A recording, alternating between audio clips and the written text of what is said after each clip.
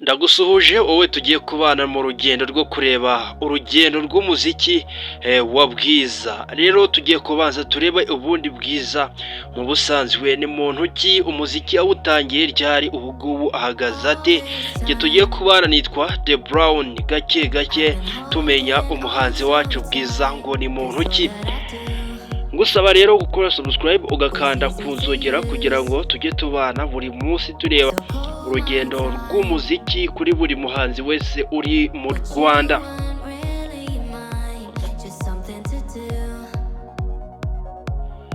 Yes, ubundi Bwiza amazina ye nyakuri bamwita Emerance Bwiza, akaba yaravutse tariki 9 z'ukwa munane mu mwaka w'1999. bivuze ngo Bwiza kuri uyu munsi arizihiza isabukuru y'imyaka 27. Nanone kandi uragenda umenya gake gake amakuru ya Bwiza. Ikindi nuko Bwiza Emerance avuka ku iyo tariki, ndetse akaba ari umukobwa w'imfura iwabo mu muryango w'abana 4, mu bakobwa 2 ndetse n'abahungu 2.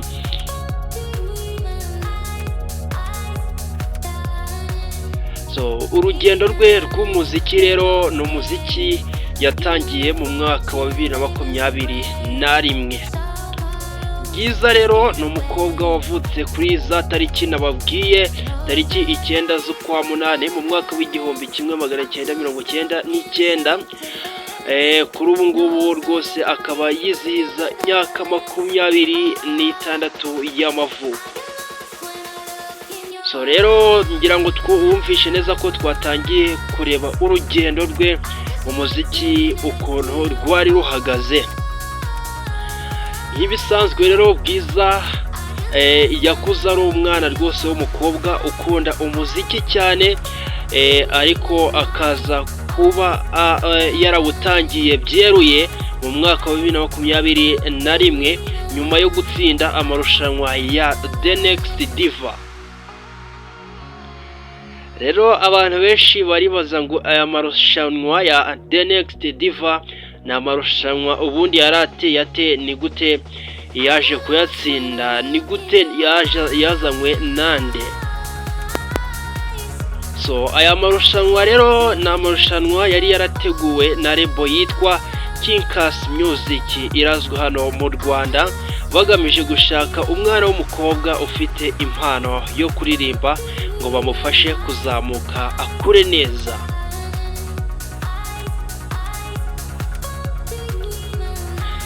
Byaje kurangira rero ari Bwiza utsinze, bahita bamusinyisha, atangira gukora nk'umuhanzi kazi rwose muri iyi label, ndetse bakagenda bamureberera bamumanaginga muri iyi label ya Kinkas Music, ndetse kugeza na n'ubu ni nayo label akibarizwamo.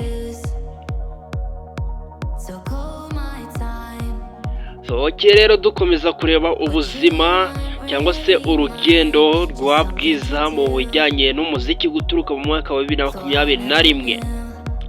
Bwiza rero yaje gukundwa cyane nyuma y'indirimbo yashize hanze mu mwaka wa 2022 yitwa Ready, ari nayo indirimbo yatumye abantu benshi bamumenya cyane kurushaho, kubera ko indirimbo bita Ready yaracuranzwe.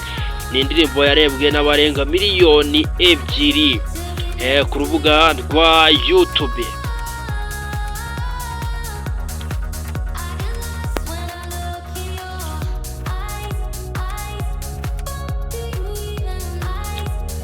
Rero nyuma y'imyaka 2 gusa amaze gusohora iyo ndirimbo bita Ready mu mwaka wa 2022, hashize imyaka 2 gusa mu mwaka wa 2023 Bwiza yashize hanze alubumu ye ya mbere yitwa My Dreams, igizwe n'indirimbo 14. Akazi gakomeye cyane yakoze mu mwaka wa 2023 byatumye akomeza kuzamura izina rye riramamara, agaragara ko ari umukobwa w'umuhanzikazi nyarwanda uri gushira imbaraga mu muziki we kandi uri kubijyamo neza, ubona ko afite ahazaza hazima mu muziki, azageza umuziki we kure cyane. Nanone kandi mu mwaka wa 2025 nibwo yongeye gushira hanze alubumu ye ya kabiri yise 25 Shades, iriho indirimbo 12, great work kabisa. Ni ibintu yakoze 2025, indirimbo 12 kuri alubumu ye ya kabiri ya 2025. Yaje ikurikira ya 2023 yari iriho indirimbo 14. Umukobwa ukora cyane bita bikwereka ko ari umukobwa utajya ucika intege, uticara ahora ashaka kugira ngo umuziki we mu by'ukuri utere imbere.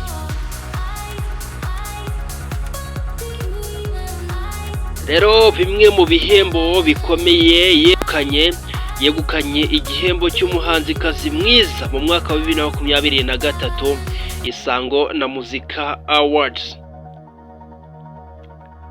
Ikindi gihembo yegukanye igihembo cy'umuhanzikazi mwiza w'umwaka na alubumu nziza y'umwaka mu mwaka wa 2023 mu bihembo bya Karisimbi Entertainment Awards.